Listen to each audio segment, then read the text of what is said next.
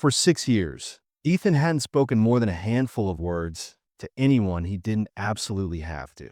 Not because he was mean, not in the way folks in town whispered, but because words had lost their weight after the war, after the fire, after everything he cared about had been buried deep under Wyoming dirt. He lived on the edge of nowhere, past the broken fence that no one fixed anymore, in a crooked cabin where the roof leaked when it rained and silence pressed heavy on every wall. The man wasn't old, not really. Maybe 35, with shoulders still strong and hands still rough from work. But his eyes looked like they'd seen too much and nothing at all at once. Every morning he woke up before the sun, saddled the same tired mare, and rode out to tend the cattle that barely grazed on land too dry for much else. He spoke only to his horse, sometimes to himself. The townspeople had long stopped trying to wave when they passed. He didn't blame them. It was easier that way. He didn't drink, though he'd earned the right. He didn't pray, though he remembered how. And he didn't hope for anything anymore. Ethan wasn't waiting for something to change. He'd already made peace with being forgotten. Until the day she came limping up the hill. It was early afternoon. He just finished hauling feed back to the barn, sweat clinging to the back of his neck, dust in his mouth.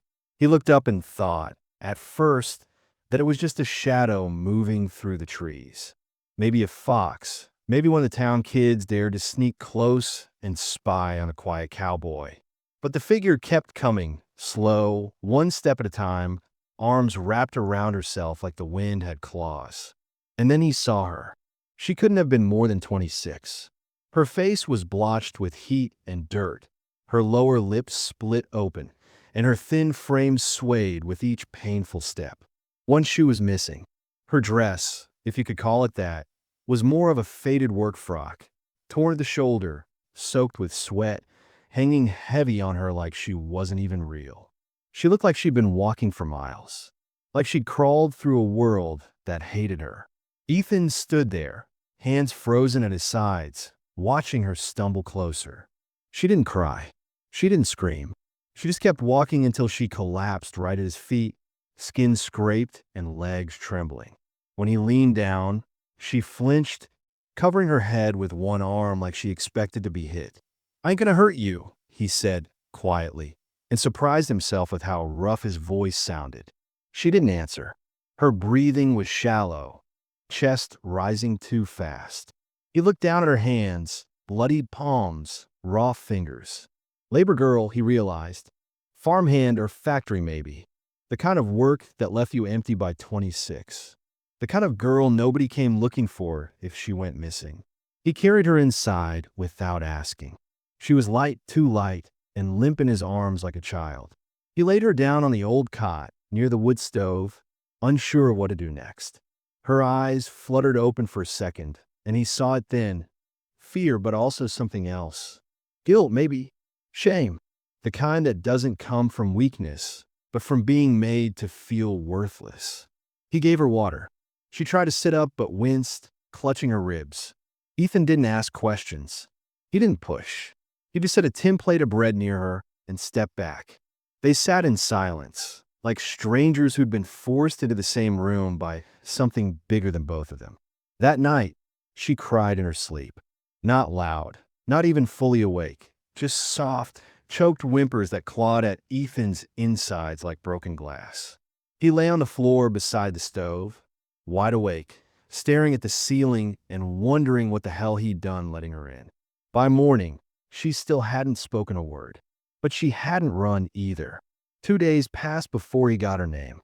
"Mira," she said, voice barely there, like the sound hurt her throat. Her eyes didn't meet his. "I just needed somewhere to stop.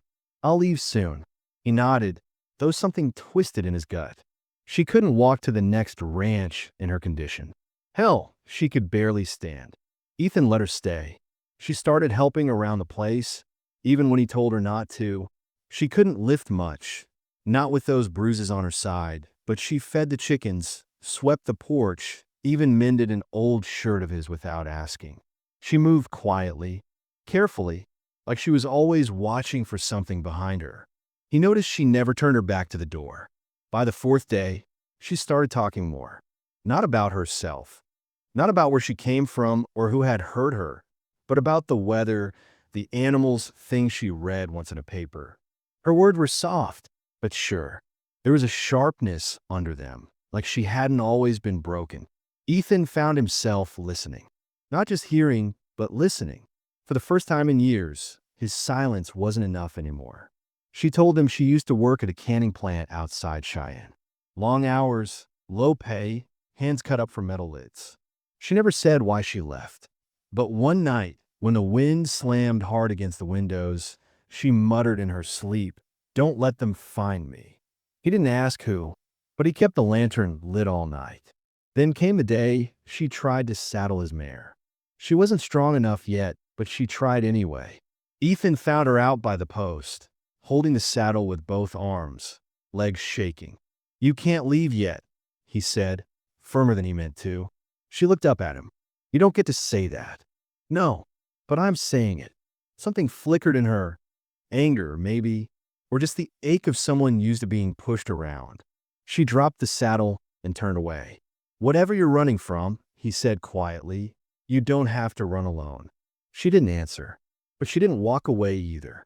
Ethan didn't know what scared him more, that she'd leave or that she'd stay. Because if she stayed, everything would have to change. And for a man like him, change had always meant loss. The last time he let someone in, they were gone before spring. But every night, Mira fell asleep a little easier. She stopped crying, started eating more, and she started smiling. Once, when the chickens jumped at her skirt, and again when Ethan accidentally spilled flour all over the floor trying to make biscuits. He hadn't heard laughter in years. He didn't realize how badly he'd missed it. Still, he knew peace never lasted long for people like them. The past had a way of finding its way back, no matter how deep you buried it. And on the seventh morning, just as the snow started to melt from the peaks, Ethan saw the dust trail in the distance. A wagon, coming fast. Too fast for a trader, too slow for a traveler. He watched it for a long time, his stomach sinking with every turn of the wheels. Inside, Mira was scrubbing the floor. She didn't see it yet, didn't know the world. She tried to run from was still on her heels. But Ethan saw it clear. Trouble was coming. And this time, he wasn't sure if silence would be enough to keep it out. The wagon didn't stop right away. It kicked up dust for half a mile, the driver holding back the reins just enough to keep suspicion quiet but speed steady. Ethan watched from the barn's shadow, rifle in hand, jaw clenched so tight his teeth hurt. He hadn't picked up the gun in over a year. But old habits came back easy when the wind carried a different kind of dust, one that smelled like sweat, iron, and unfinished business. Mira didn't ask what he was looking at. When he turned around, she was already standing behind him, pale, one hand gripping the doorframe like it was the only thing keeping her upright. Her lips barely moved, but the words came out like a prayer. "Is it them?" He didn't know who them meant yet, but he nodded anyway. The wagon creaked to a stop just beyond the main gate. A thin man stepped down first, wiry like a nail someone had bent in the wrong direction. His boots crunched the dry ground, and even from that distance Ethan could see the shine of something silver on his belt. A revolver, cocky and clean, the kind of man wore to be noticed. Another man stayed in the seat, too broad for his shirt, his jaw twitching as he scanned the cabin. They didn't come to trade. Ethan walked slowly to the fence. He rested the rifle across his forearm, not pointed, not hidden. The thin one tipped his hat in that lazy way that meant anything but respect. "Afternoon. Sorry to bother you. Looking for someone." Ethan said nothing. The wind blew between them. Girl, 26 or so, real pretty, hair to her shoulders. Might have come through limp in. Ran off from the property she was working at. Left some mess behind. Still, Ethan stayed quiet. The man smirked like he'd been through this before. "You got someone here?" Ethan lifted his chin. "No one wants trouble here." "Oh, I don't doubt that. But it has a way of finding folks." The other man spit to the side, then climbed down. Together, they walked the edge of the fence line like it was theirs to walk. Ethan finally raised the rifle a bit, Just enough. You saw a girl, the thin one said. Or you didn't. I didn't, Ethan replied. There was a long silence. Then the thin one shrugged and smiled. Then I guess we'll be on our way. But Ethan knew better. They'd be back. When a wagon rolled off, Ethan waited until the dust settled before heading back inside. Mira was sitting at the table, arms around her knees, rocking just slightly. She didn't ask what was said. He didn't offer it. But something shifted between them that day. Something more than unspoken trust. It was like the truth had walked up to their door and knocked. And Mira knew it was time to talk. That night, as the last of the firewood cracked low in the stove, she told him. She'd been sold, not in the way people talked about with chains or auctions, but in a quieter way. She was 16 when her uncle left her at a labor farm outside Casper. A debt, he said. Just work a season. But seasons kept turning, and she didn't leave. The man who ran the place, Dwight Allen, was rich in land but poor in mercy. He kept the workers in rows, cotton, corn, canning lines when winter came. He called it opportunity. But Mira knew better. Girls were kept close. Boys were sent away. And if anyone tried to leave, they got dragged back with bruises as reminders. She was different, he said. Too pretty to waste in the fields. She didn't want to say what that meant, but she didn't have to. Ethan saw the story in her silence. Last month, she broke a bottle over one of the ranch hands when he cornered her. She ran that night with nothing but her boots and a pocket knife. She hadn't stopped until her feet bled through her socks. When she passed out on Ethan's land, she wasn't sure she'd ever open her eyes again. Ethan didn't say much while she spoke, but he stayed sitting across from her long after the words ran dry. When she finally looked up, he nodded once. You're not going back. She blinked. They'll come again. I know. Something about the way he said it made her feel safer than she had in years. The next morning, Ethan went into town for the first time in nearly a year. He left Mira with a mare and a rifle. She watched the hills from the porch, her hands never far from the trigger. She knew better than to feel safe for too long. In town, Ethan didn't talk to many people, but he had one person he trusted enough to look in the eye. Sheriff Nolan Briggs. The sheriff had gray in his beard and a cane he never used unless he was tired, but folks still listened when he spoke. He'd served with Ethan during the war. Different company, same nightmares. Ethan found him out behind the jailhouse, smoking and watching the clouds. Need to ask you something, Ethan said. Briggs didn't look surprised. Hells froze then. Ethan explained. Not all the details, but enough. The girl, the wagon, the men. Briggs listened jaw tight. Dwight Allen's name's been in my ear for a while, he said, but no one's ever stuck long enough to testify. If she's willing, I can help, but it's got to be soon. She ain't ready, Ethan replied. She's barely standing. Briggs nodded. Then keep her close and watch her back. Before Ethan left, Briggs handed him a folded piece of paper. In case you need help quicker than I can ride. It was a name and a number. Someone outside the county. Someone who didn't ask too many questions. Ethan rode back faster than he'd come. That night, as snowflakes began to fall for the first time that season, Ethan started reinforcing the door. Mira helped him stack the wood. Neither of them spoke much. They didn't need to. A few days passed in uneasy quiet. Mira began to walk better, her limbs softening. She cooked, sewed patches on his shirts, asked about the cattle. He showed her how to saddle a horse, how to load the rifle properly. She told him she'd never trusted a man before. Not really. But she wanted to trust him.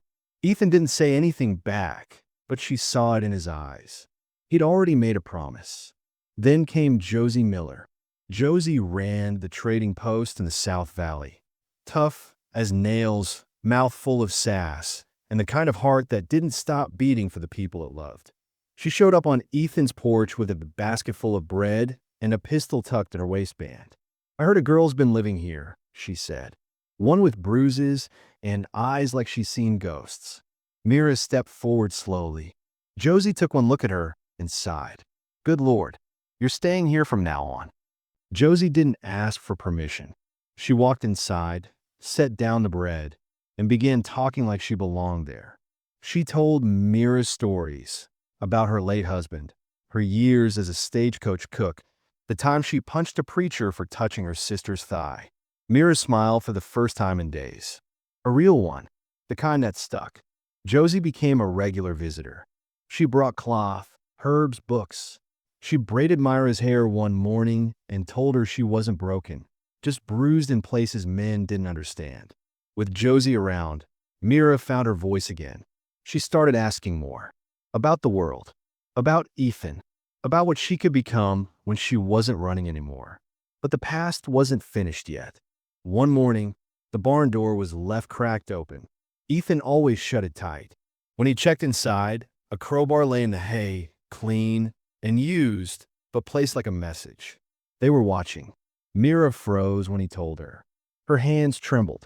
She went quiet again, retreating inside herself. But Ethan had seen enough of the world to know when it was time to stop waiting.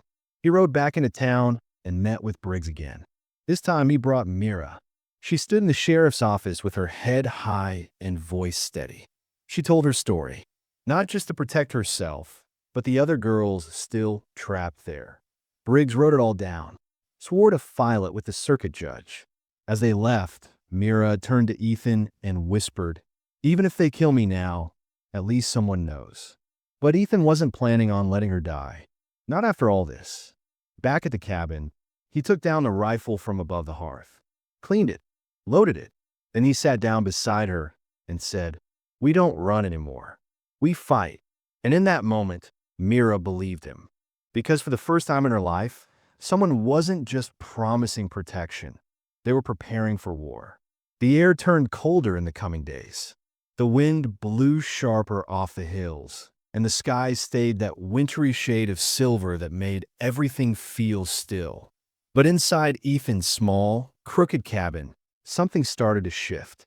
Not loud or sudden, but steady, like the way frost melts from a window when the sun finally touches it. Mira began humming in the mornings, just under her breath. No melody Ethan recognized, but it filled the room the same way a fire did when it crackled low and warm. She moved a little easier now. Her bruises were fading. Her eyes stayed open longer, not darting toward shadows every time the wind shifted. She still kept the rifle nearby, always within reach, but she'd stopped sleeping with her boots on. That said more than anything else. Ethan noticed little things about her. The way she always checked the latch twice before bed. How she whispered to the chickens like they were old friends. How her hands lingered over the stitching in the clothes she repaired, as if making something whole again gave her purpose. She didn't talk much about the past anymore.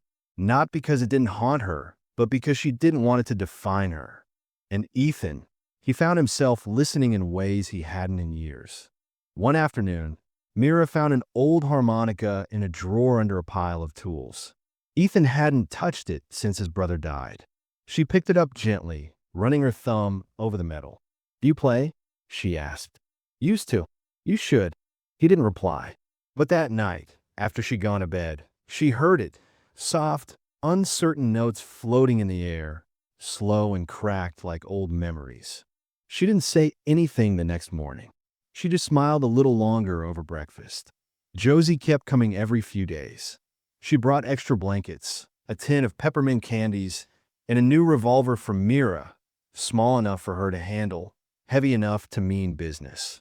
"Not that I'm saying you need to use it," Josie said, pressing it into Myra's hand, "but if they ever try to drag you back again, make sure they leave with less than they came with." Mira practiced with Ethan behind the barn, shooting at empty bottles and rusted cans. She flinched the first few times, but Ethan never raised his voice. He just stood beside her, calm, steady. After a while, she stopped flinching, started hitting more than she missed. "You're a quick learner," Ethan said. "I had to be." The snow came early that year. By the first week of December, the valley was dusted white, and the sky threatened more with each passing day. Mira took to wearing Ethan's old coat. Too big on her, sleeves rolled up twice, but she never complained. He thought she looked stronger in it, like she wasn't just surviving anymore, but standing her ground. They started eating dinner together by the fire. Ethan built a new table from old lumber, just so they'd have somewhere to sit. Mira made stew with dry beans and wild onions. They didn't talk much during meals, but the silence felt different now. Comfortable, not heavy. One night, after supper, Mira pulled out a small tin Josie had brought. Inside were scraps of fabric, mismatched and worn. Quilt squares, Josie had explained. Might as well give your hands something to do when your heart's still figuring itself out. Mira spread the pieces out on the table, running her fingers over the colors. Reds, blues, soft yellows faded by time. She didn't ask for help, but Ethan sat beside her and started sorting them by shape. They worked late into the evening, Mira stitching, Ethan watching, occasionally handing her the needle or holding a corner straight. He didn't tell her, but that was the first time he'd sat at a table with someone since before the war.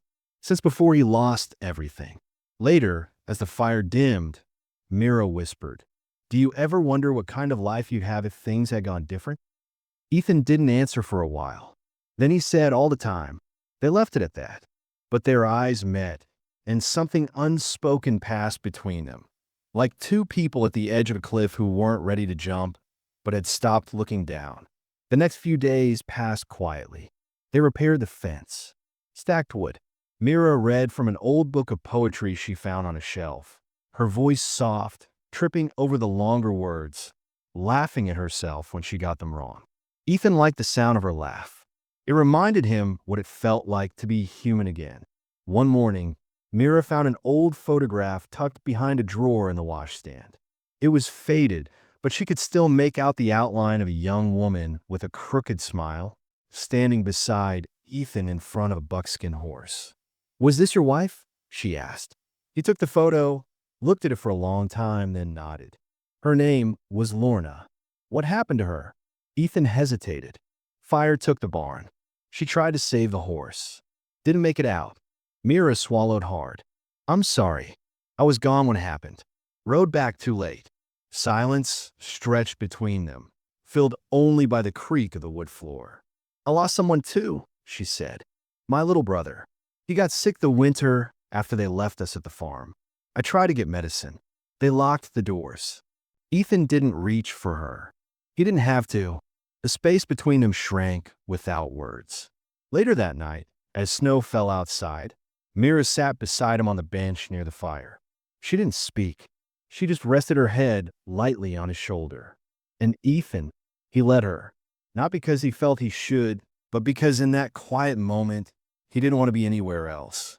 But peace doesn't last in the places where people are running. A few days later, a crow flew low over the barn, cawing loud and angry. Ethan's mare grew restless. Mira watched the horizon while Ethan chopped wood. And then they saw it again.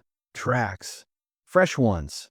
Wagon wheels cutting through frozen dirt. This time from the other side of the ridge. Close. "They're circling," Ethan said. "They're trying to find the back route." Myra's jaw tightened. "They're coming soon." He nodded. "We'll be ready." They spent the next day preparing. Ethan showed her the hidden path through the trees that led to a neighbor's shack a mile south. "If it gets bad," he said, "you go there. Don't wait for me." Mira shook her head. "I'm not running again." Ethan stared at her. "This isn't about pride. If something happens," I said, "I'm not running." He didn't argue. Not because he agreed, but because he understood. There's a kind of tired that settles in after years of being hunted, a tired that makes a person draw lines, not from strength, but from desperation. Mira wasn't being brave. She was done being prey. They fortified the cabin as best they could. Josie arrived before dark with 2 loaded pistols and a sack of bread.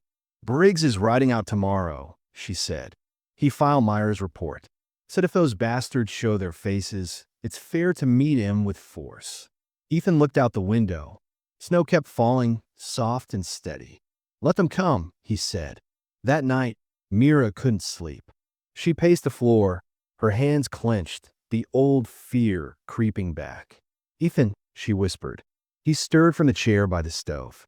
"If I don't make it, if something happens, I just want to say thank you. For not treating me like I was broken."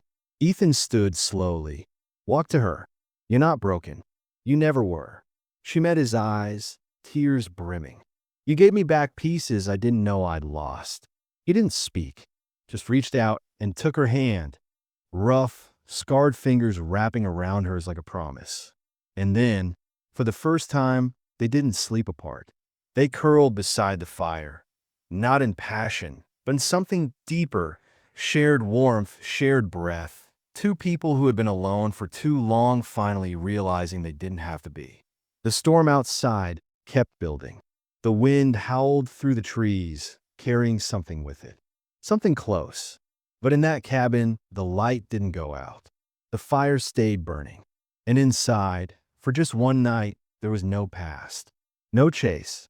No scars. Just hope. And the quiet strength of two broken souls learning how to live again. The storm didn't come with thunder, but with silence. The wind died down that morning, and the snowlight outside the cabin turned too bright, like the sky was waiting for something. Ethan woke with a strange weight in his chest, a kind of pressure that made it hard to breathe. Mira was already up, sitting at the table, staring at the fire with a hollow expression. Her hands were wrapped around a tin cup, but she hadn't taken a sip. "Didn't sleep?" he asked. She shook her head. "Had dreams. The kind that don't go away when you open your eyes." Ethan knew that kind. Dreams that bled into daylight. Dreams that made you question whether you were still stuck in the past or just reliving it in another shape. "Tell me," he said. She hesitated. "In the dream, I was back in the fields. My arms were bleeding from thorns. And he was there, Dwight, smiling like I owed him something. I couldn't move. I opened my mouth to scream, but nothing came out." Ethan sat across from her. "You don't owe him anything." Myra's voice cracked, but I believed I did. For years, I believed that being fed and clothed came with a cost. I thought if I worked hard enough, maybe they'd stop hurting me. She looked down at her hands, calloused, bruised, healing slowly.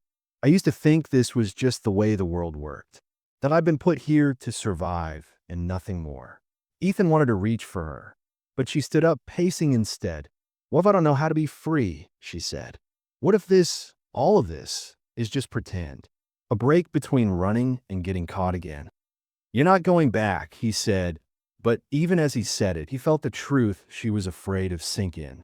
They both knew the law didn't always protect the right people. The law was only as strong as the men who carried it. Later that day, a rider showed up. Not one of Dwight's men, someone else. A boy, barely 20, red scarf knotted tight around his neck, his boots soaked from the snow. He handed Ethan a letter from Sheriff Briggs. Delays. Court proceedings stalled. Dwight's lawyer filed for injunction. Sheriff on hold until judge issues warrant. Stay cautious. Will come soon. Mira read it over his shoulder. So they still have time to find me. Ethan folded the letter. We still have time to stop them. But her silence said she didn't believe it. That night, she stood outside for a long time, staring up at the stars like she wanted to find a version of herself out there untouched by everything that had happened. Ethan came to the doorway and watched her. He didn't call her back in. When she returned, she said something that caught him off guard. "Ethan, if they take me again, promise you won't come after me." He turned toward her slowly, his face hard. "No, please." I said no. Her voice broke. "Because if you do, they'll kill you. I'll take that chance." She slammed the cup down on the table. "You don't get to throw yourself away just because you think you're already gone." That stopped him cold. Mira covered her face, breathing hard, trying to keep it together. "You think I don't see it? You walk around like you've made peace with the world, but it's a lie. You're not living. You're waiting to die with less noise." Ethan couldn't speak. Not right away, because she wasn't wrong. He took a deep breath. "When my wife died, I didn't bury just her. I buried everything. My laughter, my voice, the part of me that gave a damn about people. And maybe I was waiting to die, but then you showed up, and now I don't know what I'm doing anymore. But it's not pretending." Her eyes shimmered. "Then stop talking like you don't matter." He stepped closer, slowly. "I stopped believing I mattered a long time ago. But I know you do. That's enough for me." She turned away, chest heaving. I don't want to be saved if it costs you your life. And I don't want to live another year in silence while someone I could have protected gets taken again. The room fell quiet, just the crackle of the fire between them. They didn't speak for the rest of the night. She lay down on a cot. He stayed in the chair. Two people who loved each other too much to say it and were too afraid to lose everything again. The next day, Josie arrived with bad news in her eyes. "Dwight's boys are down at the fork by Mill Creek," she said. Word as they asked after a girl, showed a sketch. Someone talked. Ethan's jaw clenched. "Ooh, doesn't matter now. They're less than 2 hours out if they're headed this way." Mira stepped back. "We can leave. We'll ride east. Disappear." Ethan shook his head. "You don't run from rot. You cut it out." Josie looked between them. "If you two are staying, you'd better be ready." She left a shotgun, 2 boxes of shells, and an extra lantern. After she left, Mira stood at the door for a long time, her hand on the frame. "I used to believe silence kept me safe. If I didn't cry, didn't scream, didn't fight back, I'd survive." She turned to Ethan. "But surviving isn't the same as living, is it?" He shook his head. "No." Mira started pacing. Her voice trembled. "What if I can't be who you think I am? What if I break again? What if I freeze up when they come?" "You won't," he said softly. "But what if I do?" He stepped closer, lowering his voice. "Then I'll fight twice as hard." She looked at him, full of pain and longing. "I want to be strong, Ethan. I want to believe I'm more than what they did to me. You are. You don't know that." "I do." He reached out, not to pull her close, but just to hold her hand. She let him. "I'm terrified," she whispered. "Me too," he admitted. They stood like that until the sun dipped behind pines. Later that evening, Mira sat at the fire, sewing the last corner of her quilt square. Her hands trembled a little, but she didn't stop. Ethan watched her, wondering how someone who'd been through so much could still create something soft, something beautiful. "I didn't believe in God for a long time," she said. "But now I think maybe he sends people when we've stopped asking for help." Ethan said nothing. He just listened. She looked up. "Maybe you were mine." And in that fragile quiet, he realized she was his too. But peace, again, was only a visitor. At dusk, hoofbeats echoed in the trees. Not fast, not in a rush, steady, deliberate. Mira went still. The needle paused in her lap. Ethan rose slowly, rifle in hand, stepping to the window. 2 riders. Not Dwight. Not yet. But familiar faces, ones he remembered from the wagon. The thin one and the broad man with the twitching jaw. They rode in without knocking. Didn't even bother hiding their smugness. "Evenin'," the thin one said, sliding off his horse. "Thought we'd stop in, friendly-like." Ethan didn't lower the rifle. "This is private land." "Well, sure. But we heard rumor of girl up here. One was a death. Her boss is missing her something fierce." Mira stepped behind Ethan, and the man's eyes lit up. "There she is. She's not going back." "Oh, I think she is." Ethan stepped forward. "You come through that gate, you won't be walking back." The man's smile faltered. "You really want to die for her?" "I don't plan on dying at all." They didn't draw. Not yet. But the air thickened, and Ethan knew they'd be back before sunrise. Next time with more men, maybe even Dwight himself. That night, Ethan couldn't sleep. Mira sat beside him, her body stiff, every muscle tight. "I should go," she whispered. "You'll die if I stay. I'll die if you leave." She turned to him, her eyes wide. "Ethan, no more running. No more hiding. You taught me that." She looked like she might cry, but she didn't. She leaned against him instead. And in the dark, with everything closing in, they held each other like people who knew they might not see another sunrise, but were ready to fight for it anyway. The world was still the next morning, like it knew something was about to snap. A pale, heavy fog lay low over the land, muting every sound, every shadow. Ethan stood by the window with a rifle balanced in his hand, watching the tree line where movement would come. Mira sat at the table, arms wrapped tight around herself. She hadn't spoken yet. Her breath was slow and even, but her eyes, Her eyes were raw, full of something heavy and ancient, something clawing to get out. They had spent the whole night preparing. Ethan checked the ammunition twice, set up cover behind the barn, and tied off the gate so no one could ride through without slowing down. Mira had packed a small bag with food, water, and bandages, not out of surrender but caution. She had insisted on carrying her revolver in the belt of her coat and Josie's knife in her boot. She looked smaller than ever under the weight of it all, but also sharper, like a blade that had finally been pulled from its sheath. Neither of them had said goodbye. They didn't need to. They both knew the stakes now, and silence spoke louder than fear. Around mid-morning, they heard it. Hoofbeats, slow and certain. 3 riders this time, then 4. Ethan counted 6 by the time the first coat appeared beyond the trees. One man rode ahead, taller than the rest, wearing a black duster and a wide hat that cast his face in shadow. Mira stood slowly. "That's him," she said. Ethan didn't ask how she knew. The way her voice tightened around those 2 words said everything. Dwight Allen didn't need to announce himself.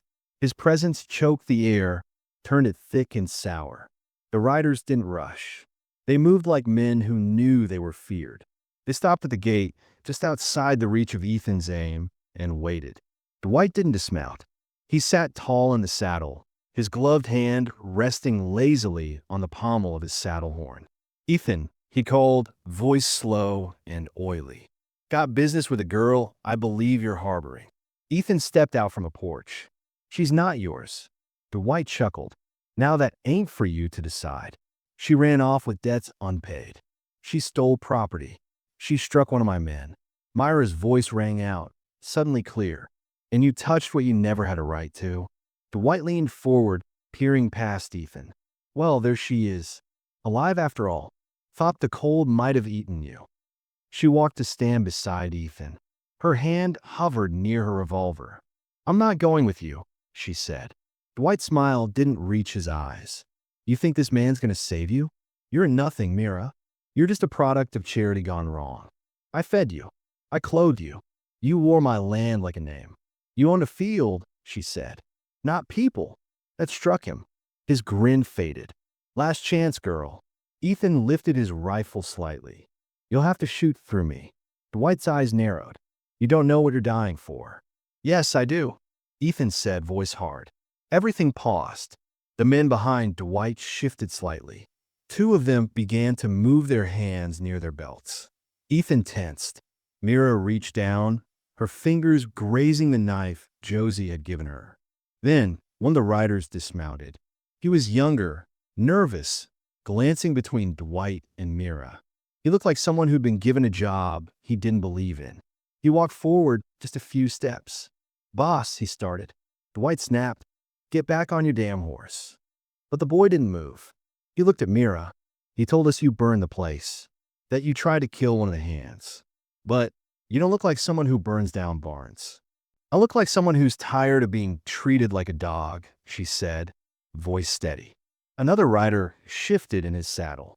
"We came here to take her back, not to shoot a man on his own land." Dwight's control slipped a little. He dismounted slowly, keeping his hand close to the pistol at his hip. "She's mine." "No," Mira said, her voice rising like thunder. "I was never yours. You fed me to make me work. You hit me to keep me afraid. You called it protection. It was slavery." Dwight's face darkened. "You want to say it didn't happen?" she said, stepping forward now, eyes blazing. "Then look me in the eye. Tell me you didn't put your hands on me in that shed." Dwight didn't speak. Ethan saw it then. The flicker, the guilt, the twitch in Dwight's left hand as he flexed his fingers. He wasn't expecting her to talk. He wasn't expecting her to stand. "You thought you broke me," Mira said. "You didn't. You only buried me. But I dubbed my way back." Ethan stepped beside her. "This land's not for your kind." Dwight's anger boiled over. "You think of the law now." "No," came another voice. Everyone turned. Sheriff Briggs rode up from the back trail, Josie riding beside him. Behind them came 2 more deputies, rifles drawn. Briggs pulled out a warrant already signed. "I am." Dwight froze. Mira Lewis has given full testimony, Briggs said. Your men intimidated witnesses. You ran an illegal labor operation, and you are under arrest for unlawful imprisonment, coercion, and attempted trafficking. Dwight sneered. On her word, on hers, on mine, on others we found since she left. There's a pattern now, and it ends here. Briggs nodded to the deputies. Take their weapons. There was no fight. Dwight's men dropped their hands from their belts. The young one looked almost relieved. When Dwight was cuffed, Mira walked up to him. She stood eye to eye. You don't own me, she said again, softer now. Then she turned and walked back to Ethan. Later, as the deputies led the group down the trail, Mira and Ethan stood on the porch, watching until the last speck of dust vanished. She was quiet. Her shoulders trembled, not from fear, but from something deeper. It's done, he said gently. No, not yet. She turned toward him, and her face, though tired, was lit with something he hadn't seen before. Peace. I was scared I'd never be more than what he did to me, she whispered. But today I remembered who I used to be. I found her again. Ethan placed his hand over hers. She never left. Mira leaned into him, and for the first time, she let herself cry. Not out of fear or pain, but release. They sat together on the porch long after sunset. The cold crept in, but neither of them moved. In the quiet of the mountains, Mira reached for Ethan's hand and held it tight. I thought healing would feel like a straight line, she said. He smiled. It's more like barbed wire. Still, she said, I'd rather be cut by truth than wrapped in silence. He didn't answer. He just pulled her close. The trauma didn't vanish that day. It wouldn't vanish the next. But something broke open inside her. Something old, something poisoned. And as the winter air swirled around them, Mira finally breathed like a woman who belonged to herself. She had faced him. She had survived. And now she could begin. The snow was melting in patches when spring finally began to breathe through the valley. It came slow and soft, just the way Ethan liked it. Trees still stood bare, but a thin line of green traced the ground along the fence, and the sound of trickling water had replaced the hush of frozen wind. It had been a month since Dwight was taken away in cuffs, his slick hat knocked from his head in the struggle that marked the end of his reign. His trial was set for June. Word in town was that other women had started speaking up. Myra's courage had made space for them. They didn't say her name, but they didn't have to. She had started something that wouldn't stop. The cabin was quieter now. Not heavy like before, but peaceful like both it and the people inside it had finally been allowed to exhale. Mira had taken to planting things. The front yard, once wild and patchy, now had neat rows of seeds buried beneath the dirt. Josie had brought her a basket of sprouted herbs and a packet of marigold seeds, grumbling that if she were going to stay up on that mountain, she might as well grow something decent to look at. Ethan watched her sometimes from the porch. Mira in the garden, her sleeves rolled up, dirt under her nails, humming that quiet tune again. Not the same haunted girl who'd stumbled onto his land months ago, half-starved and bleeding. This version of her stood tall. Her shoulders didn't carry shame anymore. They held strength, plain and clear. One evening, he joined her in the garden. The sun was low, the dirt still warm from the day. He knelt beside her and helped dig the trench for the last row of beans. They worked in silence, side by side, their arms brushing now and then, neither pulling away. When the seeds were tucked into the soil, Mira looked at him. Really looked. Her face was soft, open. You ever think about what comes next? She asked. He wiped his hands on his trousers and nodded. Every day. I never used to, she said. I thought the future was just the same pain, stretched out longer. It doesn't have to be. She swallowed. I know that now. They walked back to the porch together. Mira sat on the top step, and Ethan sat behind her, one arm loosely across her shoulder. The sun dipped below the horizon, painting the sky with streaks of gold and violet. She leaned back against him, and for a long while, they just sat there, sharing warmth, breath, and silence that felt good. Later that night, Mira stood in the doorway of the cabin, staring at the bed. She'd been sleeping there for weeks now, but something about tonight was different. The tension that had lived between them, careful, quiet, waiting, was finally easing. Ethan stepped beside her. "You all right?" he asked. "I think," she said. "I'm ready." He didn't touch her, just waited. "I want something good," she continued. "Not out of pain, not out of fear. I want something mine, and I want it with you." He reached out slowly, brushing his fingers against hers. "You sure?" She nodded, eyes full of light. "Yes." They moved gently. No rush, no weight of the past pressing down. Just skin against skin, warmth blooming where it hadn't been allowed to grow before. He kissed her shoulder, the side of her throat, her cheekbone. She ran her fingers down the scar on his chest like she was reading a story, one only she was meant to know. There was no need for words. Only breath, closeness, and a deep, rooted understanding. This was not a saving. This was not a rescue. This was two people choosing each other fully and freely. After, they lay tangled in the sheets, her head resting on his chest, his fingers trailing slow circles along her spine. The fire burned low, casting flickering gold across the cabin walls. Outside, the wind had gone still. "I never knew it could feel like this," she whispered. He pressed a kiss to her hair. "Neither did I." Sleep came easy that night. The following morning, the world felt lighter. Mira made breakfast while Ethan fixed a loose hinge on the front door. She called him inside with a smile and 2 plates of eggs and bread. They sat at the new table he'd built for them. She brushed her foot against his under the table, playful, teasing. He looked up, surprised at first, then smiled. "I like this," she said. He nodded. "Me too." By early afternoon, they rode out together. Just a short trip, checking the fence, letting the mare stretch her legs. But it felt different, like they were part of something now. A team, a unit. The land stretched out before them, quiet and open. Mira rode beside him, her braids swinging behind her, cheeks pink from the breeze. She turned to him at one point, her voice thoughtful. "I want to build a new room on the cabin. Something bright, with a window that faces the sunrise." Ethan looked at her. "We can do that. You don't think it's silly?" "I think it sounds like the future." When they returned, Josie was already waiting on the porch with a bundle of cloth and another tin of seeds. "I figured you two might need some summer blankets," she said, raising an eyebrow. "Or did you think the world stopped turning just because you finally kissed?" Mira flushed, but she laughed. Ethan chuckled too.